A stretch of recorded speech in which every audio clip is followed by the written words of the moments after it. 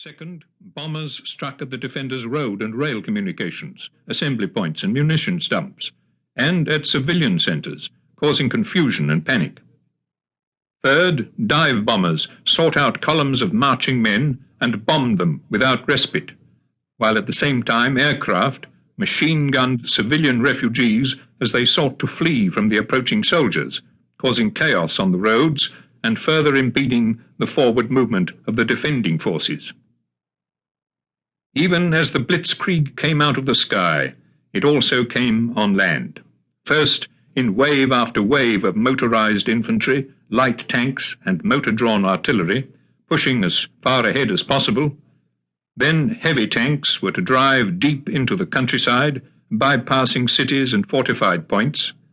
Then, after so much damage had been done and so much territory traversed, the infantry, the foot soldiers of every war but strongly supported by artillery, were to occupy the area already penetrated, to deal with whatever resistance remained, and to link up with the mechanized units of the initial strike.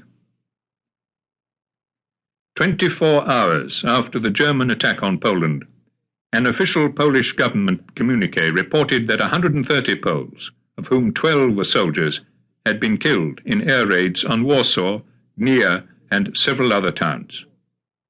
2 German bombers were shot down, and the 4 occupants arrested after a miraculous escape, the communique noted, when 41 German aircraft in formation appeared over eastern Warsaw on Friday afternoon. People watched a thrilling aerial battle over the heart of the city. Several houses caught fire, and the hospital for Jewish defective children was bombed and wrecked.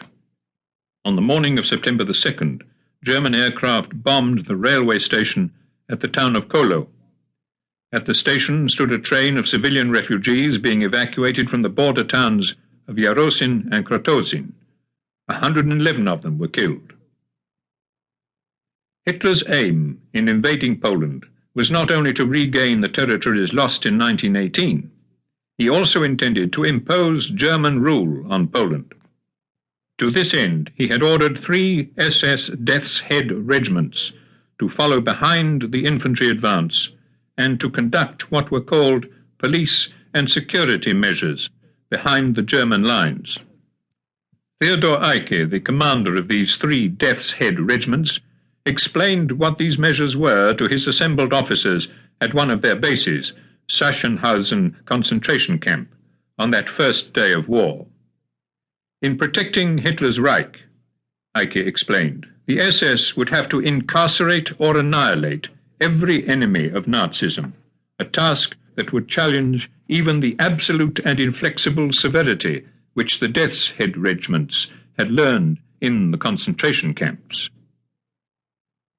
These words, so full of foreboding, were soon translated into action.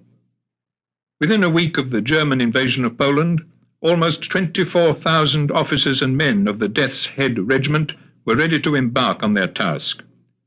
On the side of one of the railway carriages taking German soldiers eastward, someone had written in white paint, "We're off to Poland to thrash the Jews." Not only Jews, but Poles were to be the victims of this war behind the war. 2 days after Eicke had given his instructions to the Death's Head regiments, Heinrich Himmler informed SS General Udo von Woyrich that he was to carry out the radical suppression of the incipient Polish insurrection in the newly occupied parts of Upper Silesia. The word radical was a euphemism for ruthless. Whole villages were burned to the ground. At Truskolazi, on September the 3rd, 55 Polish peasants were rounded up and shot, a child of 2 among them. At Wieruszów, 20 Jews were ordered to assemble in the marketplace, among them Israel Louis, a man of 64. When his daughter, Liebe Louis, ran up to her father, a German told her to open her mouth for impudence. He then fired a bullet into it. Liebe Louis fell down dead. The 20 Jews were then executed. In the weeks that followed, such atrocities became commonplace, widespread, and on an unprecedented scale. Even while soldiers fought in battle, civilians